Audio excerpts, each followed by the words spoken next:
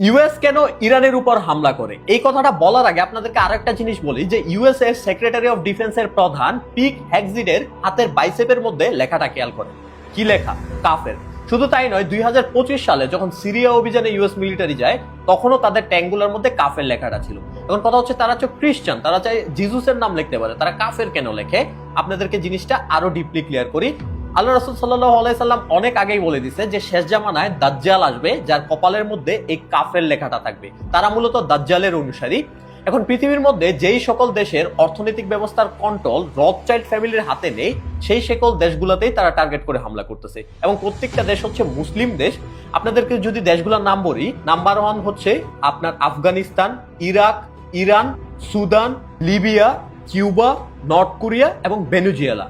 এই 9টা দেশের মধ্যে অলরেডি 8টা দেশের উপর তারা হামলা প্রতিষ্ঠা করে ফেলছে। আপনারা যদি দেখেন কিছুদিন আগে ভেনেজুয়েলার উপর হামলা করে ভেনেজুয়েলা দেশের প্রধানমন্ত্রীকে তারা হচ্ছে ধরে নিয়ে গিয়ে তাদের দেশের অর্থনৈতিক ব্যবস্থা অনেকটাই এখন ইউএস এর কন্ট্রোলের হাতে।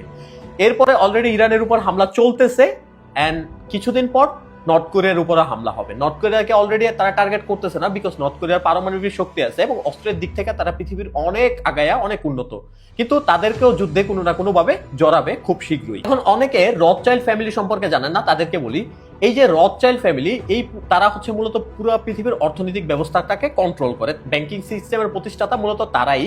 আপনাদেরকে আরো ডিটেলস বলি।